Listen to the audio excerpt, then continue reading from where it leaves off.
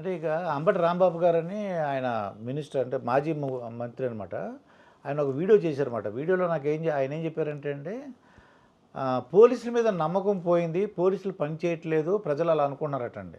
ఏ విధంగా అంటే పాస్టర్ ప్రవీణ్ గారు ఆ ఉదంతం వలన పాస్టర్ ప్రవీణ్ గారు పోలీసులు ఇన్వెస్టిగేషను నమ్మట్లేదు, అది నెల రోజుల తర్వాత చెప్పారు కాబట్టి అని చెప్పేసి వాళ్ళకి వాళ్ళు కూడా ఇబ్బంది పడారు. అంటే ఏంటి నెల రోజుల తర్వాత ఎందుకు మాట్లాడుతున్నారో అని అంటున్నారు వాళ్ళు.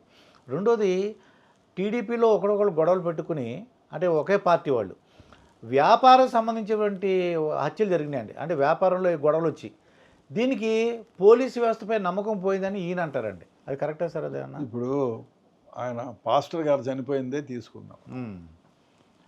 ఇప్పుడు ఆయన నా బంధువు అయితే నేనేమంటాను, ఇది పోలీసు వాళ్ళు సరిగా చేయటం లేదు, ఆయన ఎవరో చంపానని నేను చెప్తా. ఆయన భార్య పిల్లలు యాక్చువల్గా భార్య పిల్లలు చెప్పాలి, వాళ్ళు చెప్పటంలే. మాకు పోలీసుల పైన నమ్మకం ఉంది, గవర్నమెంట్ పైన నమ్మకం ఉందని వారు చెప్తున్నారు.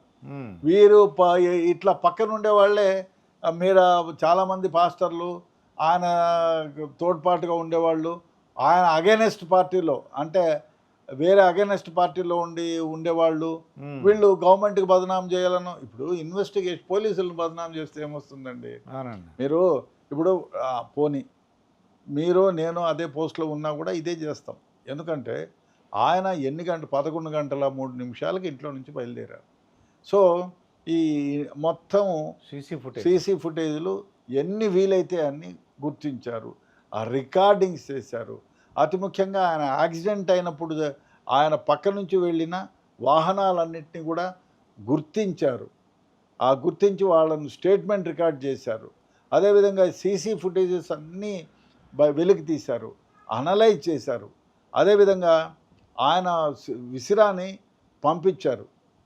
పంపించిన తర్వాత దాంట్లో ఏమేమి ఉంది కాంటెంట్స్ అని, అంతకుముందు ఆయన ఏ విధంగా ఉన్నాడు, ఏమేమి చేశాడు, ఆయన ఒకనొక నేను కూడా ఇది యాక్సిడెంట్ అయిందేమో అని తర్వాత చూస్తే ఆయన పలు సందర్భాల్లో బ్రాందీ షాపుల్లోకి వెళ్ళడం, తీసుకోవడం, ఆయన కింద పడటం, అంతకుముందే హెడ్ లైట్ పగిలిపోవడము, ఇవన్నీ చూసిన తర్వాత బహుశా ఆయనంతగా హెడ్ లైట్ పగిలిపోయినా కూడా ఉండమని చెప్తే వెళ్ళిపోవటం, ఇవన్నీ క్షుణ్ణంగా పరిశీలించి ఎవరు క్వశ్చన్ చేయకూడదు అనేటువంటిది పోలీసులు. ఎందుకంటే ఇంపార్టెంట్ కేసుల్లో రేపొద్దున మీరు నేను అంబటి రాంబాబు గారైనా ఇంకోళ్ళైనా కోర్టుకు వెళ్ళొచ్చు. పోలీస్ ఇన్వెస్టిగేషన్ రాంగు, రీఇన్వెస్టిగేషన్ చేయండి, సిబిఐతో చేయించండి, లేకపోతే ఇంకొక ఏజెన్సీ అమెరికన్ ఎఫ్బిఐతో కూడా చేయించమని పిటిషన్ సుప్రీంకోర్టులో హైకోర్టులో వేసే అధికారం మనకుంది, వేయచ్చు. అవన్నీ ఫేస్ చేయాలంటే మంచి ఇన్వెస్టిగేషన్ ఉండాలనేది పోలీసుల అభిప్రాయం. అందువల్ల అన్నీ సేకరించి 1కి 4 చేసి పిఎంఓ రిపోర్టు అన్నీ తీసి చేసినారు కాబట్టి అది కరెక్ట్ అని అందరూ ఒప్పుకున్నారు, అందరూ ఊరుకున్నారు.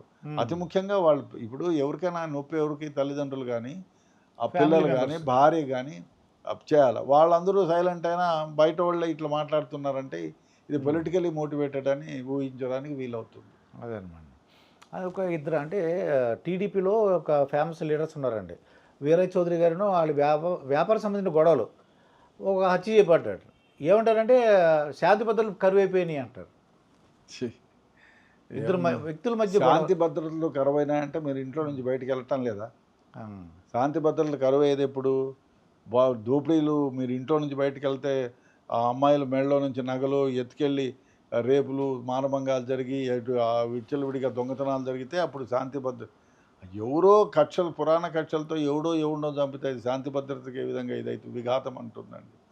శాంతి మామూలు మనుషులకి, మామూలు పని చేసుకునే వాళ్ళకి విఘాతాలు కల్పించితే అప్పుడు శాంతి భద్రతల సమస్య, శాంతి నశించింది అని చెప్పొచ్చు. అంతేగాని ఎవరో ఒకరిని ఎక్కడో పాత కక్షలతో మర్డర్ చేస్తే దాన్ని శాంతి భద్రతల సమస్యగా, వ్యాపారంలో ఏదో గొడవలు కానీ వాళ్ళ సొంత గొడవల్లో. ఇప్పుడు అది గొడవలు లేకుండా ఎక్కడ ఉంటాయి? ప్రపంచంలో చెడ్డ మనుషులు ఉంటారు, వాళ్ళు గొడవ పడుతూ ఉంటారు. వాళ్ళు మనం పోలీసు వాళ్ళు కాదు, దేవుడు కూడా కాపాడలేడు. కాబట్టి మనం ఏం చేయలేదు దానికి. రెడ్డి గారు నాకు